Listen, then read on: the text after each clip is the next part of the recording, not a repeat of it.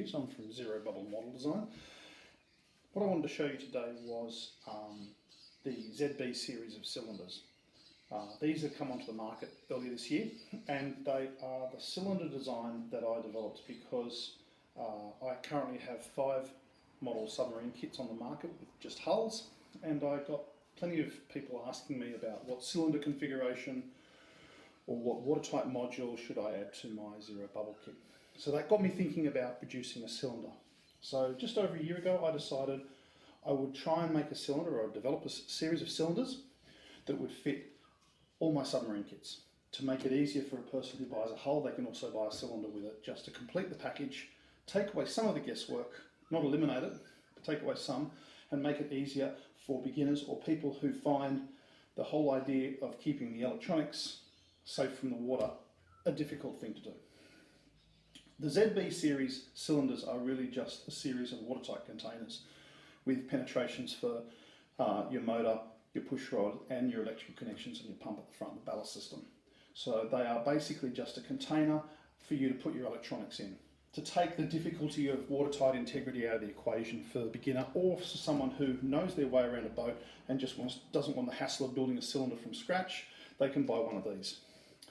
What we have here is what's known as the ZB1, which is a single shaft, single motor design. And at the front we have the ZB1 that you find as a kit. So this is what you get in the kit, and I'll break this down later at the component level. And what I've got in the background is my functioning ZB1 completely set up to run. And what I think people are interested in is finding out, how do I set up the electronics? Because as I said, I offer a kit that is basically just an empty package. This is what you buy when you buy a ZB1. I don't sell complete units. There's a couple of reasons for that. One is that I don't have the time, and at the moment I don't have the resources to completely deck out a unit ready to run. But also I believe that a lot of modelers are quite happy to just get the cylinder, because the biggest difficulty a lot of people have, as I said, is keeping the water out. Once you have that cylinder, you have a drive system, push rods, you have connections that work, and it's watertight, then putting the electronics in for most people isn't a difficult thing. I also intend it because even as a beginner, it's good to understand and know your boat. If you build a boat from scratch, theoretically you should be able to fix anything from scratch. If you buy a complete cylinder with the electronics ready to go, it's ready to drop in the water with a battery and a flick of a switch, you're less likely to be able to solve problems when you come across them. So I see this as a tool with a little bit of effort to empower the RC submodeler to be able to learn about what goes on in here, to make their own cylinder, have the confidence that whenever they need to service it, they can do that quite easily without dramas, and that they can have an operational model that will last them years. That is the philosophy behind the Zero Bubble cylinders. So, what do you get?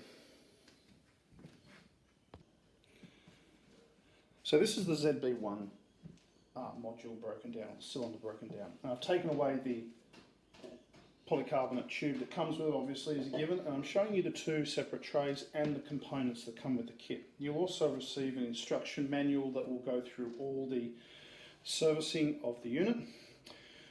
I also have a second instruction manual that takes you through the electronics, but I thought I would take the opportunity of doing that right now. So you have the forward end cap here, and it has a 12-volt windscreen washer pump. It's pre-installed on its moulded bracket that basically comes already glued down. So what you see is how it arrives.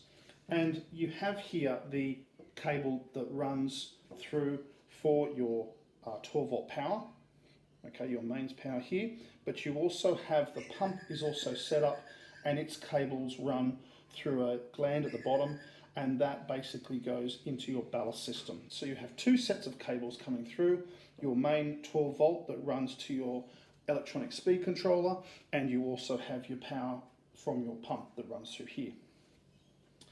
You have a nitro tube here. The nitro tube comes from the pump, so it comes from the pump into the watertight cylinder. And this area here is really your ballast control system. So this is where you place a servo with your pinch valve, your roller pinch, to control your ballast. The water comes through here, it pinches. You also have a nozzle here, which takes another nitro line to the ballast tank. That's what happens there. Now, most of the small parts in the kit that you see here are mainly to do with the ballast system. You have 3 parts directly connected to it. The main one here is the pump line, or the ballast line bracket. It sits here. You need to drill some holes through and you mount that bracket there. The nitro tube runs through here and it basically mounts the tube in such a way that it allows for the servo to pinch it. It secures it in place and the tube basically just pinches into these tiny little notches here, and then you need to bolt it down by drilling a series of holes in here for that to happen. So that's quite simple. It's a secure system that fits that nicely. The next component that you have is the roller. The roller basically goes onto the servo arm and it pinches the valve as it rolls across the side of your pump line bracket. The next part in the system is this tiny little Z bracket. It's for your micro switch. Your micro switch is not included in the kit, but you can easily find these at electronic stores. And your little micro switch fits there, and the roller arm basically comes back and hits that. I will show you the exact equivalent detail in my fully working ZB1 that I'll show you in a minute. So what I'm showing you here, you'll see the finished product in my working model that I've pulled apart, and I will show you that. So that's the front end of the boat there. The back end of the boat features a single RE 280 motor, 380 SH motor in the back there, with a gearbox and a drive 6mm stainless steel shaft right here. So that's what you get there. You also get 3 and 32nd brass rods. I'm not very good on imperial, not very good with metric. Or 2.38mm push rod shafts. They are watertight glands in here, and these brass rods come with the kit. You can also, of course, get these brass rods mainly through K&S, need a little bit of lubrication on them, but they work beautifully. And what happens is they go to your 2 servos that are mounted here. You also get this acrylic tray. The acrylic tray has these machined milled slots in it for cables to go through, and it's basically securely mounted to these brackets that come off the cast end cap. Along with the motors, you will also get RF suppressors. These suppress the RF signal being emanated by the motor that can affect your receiver. So you will also receive those as well. So here we have the ZB1 ballast tank arrangement on my working ZB1. So I've built the ZB1, I've built the ZB2, I've built the ZB1.5, and I've currently built a ZB2 and a ZB1 that are operational. This cylinder works in my resolution. Haven't put in the mic yet, but it works beautifully in resolution. So I've used a standard XTC60 type Hobby King plug here. This goes to my 12 volt sealed lead acid battery. It basically goes through the start of the pump, and this cylinder is a bit dirty. It uses grey silicon. On my cylinders that I sell, I use a clear silicon, so they look nice and neater. The initial cylinder, when you receive it, will look a brighter shade of yellow. Over time, the polyurethane castings fade, and they actually start going a deep, well, the really old ones go sort of a deep yellow, a real tanned yellow, almost an orange, pale orange colour, but that's irrelevant.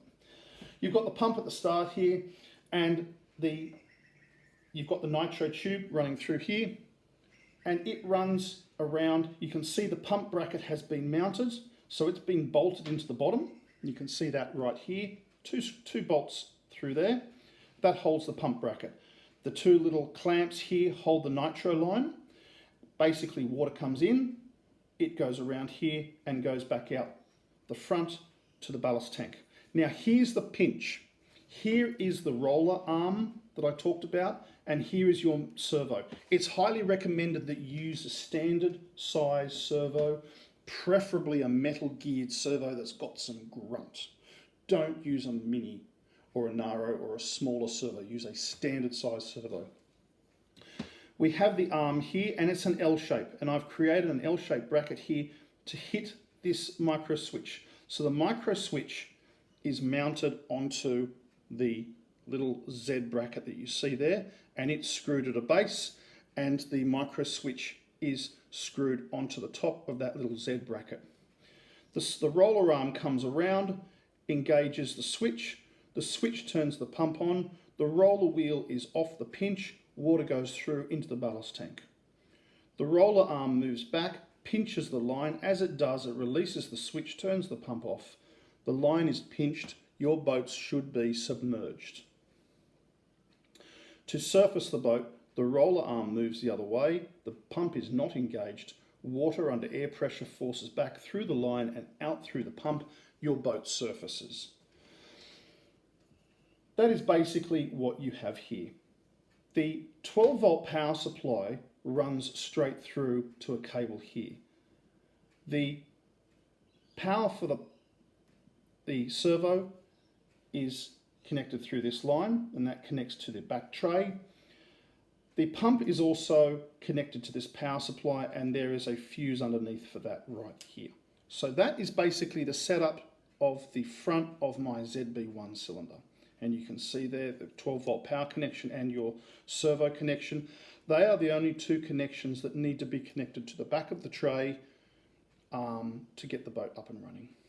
So that is the front tray of the ZB1. ZB2, it's basically the front tray of the ZB series. There is no difference between the ZB1, 2 and 1.5 except for the motor arrangement. Other than that, all three are pretty much the same. The only other difference might be the length of the actual polycarbonate cylinder that comes with the kit. Other than that, it's only the motor configuration that is different. The front ballast tank design is universal to all three.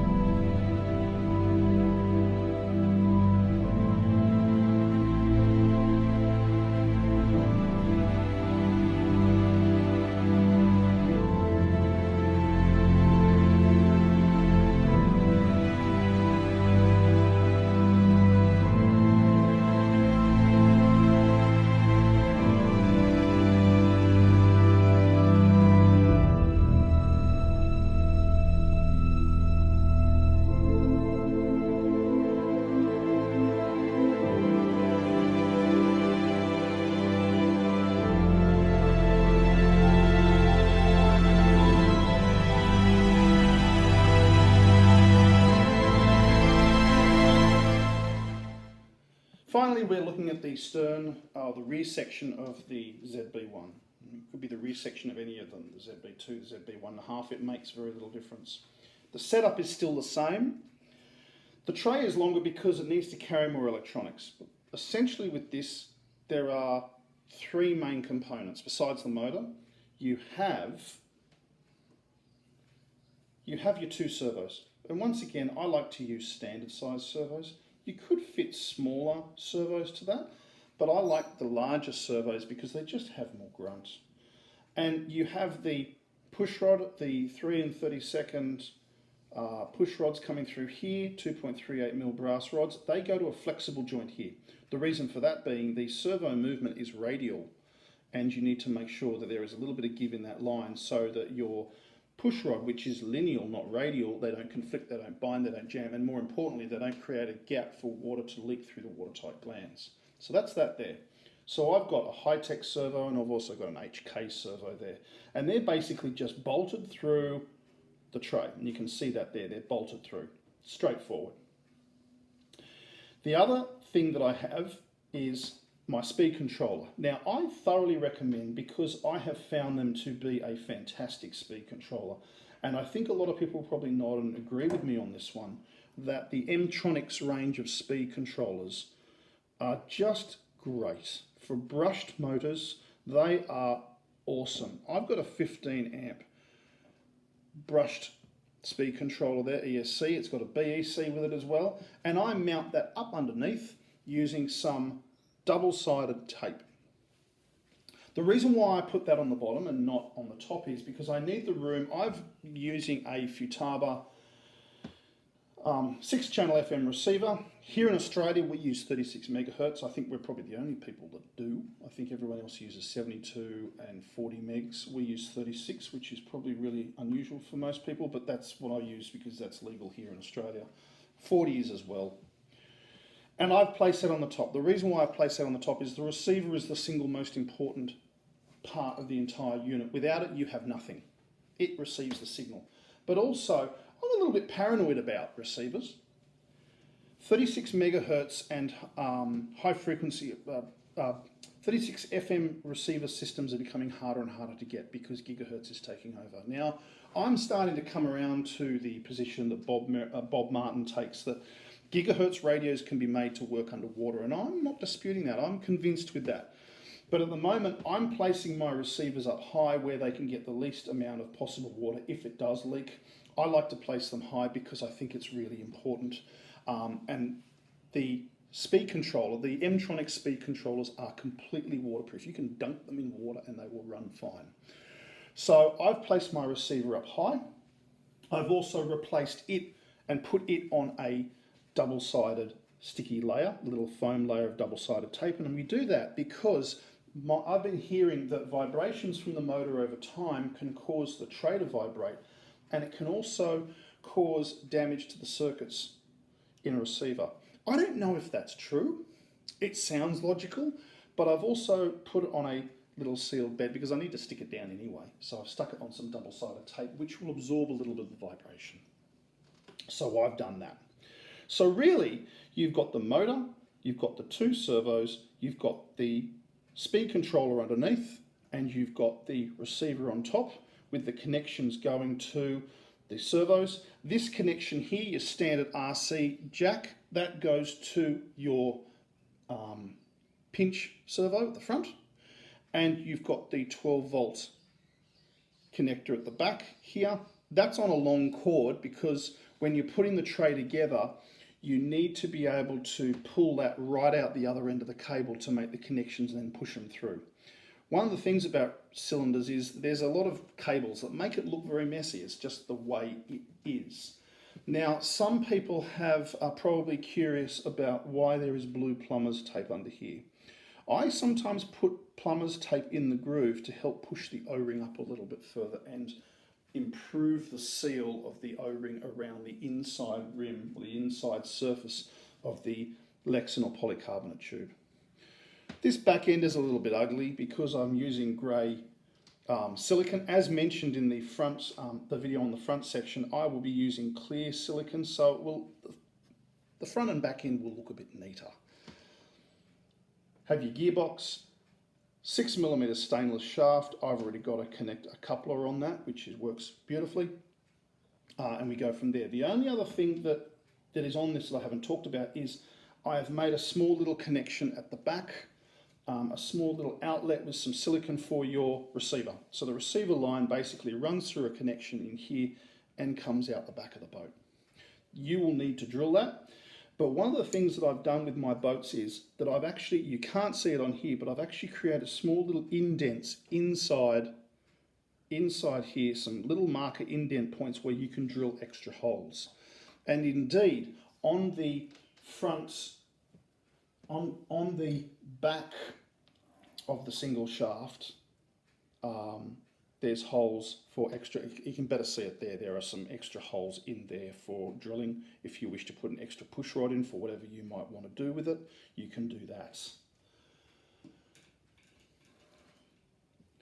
I haven't talked about sub-levelers, I haven't talked about depth levelers. You can add those, you can find space and you can put them into the design if you so wish.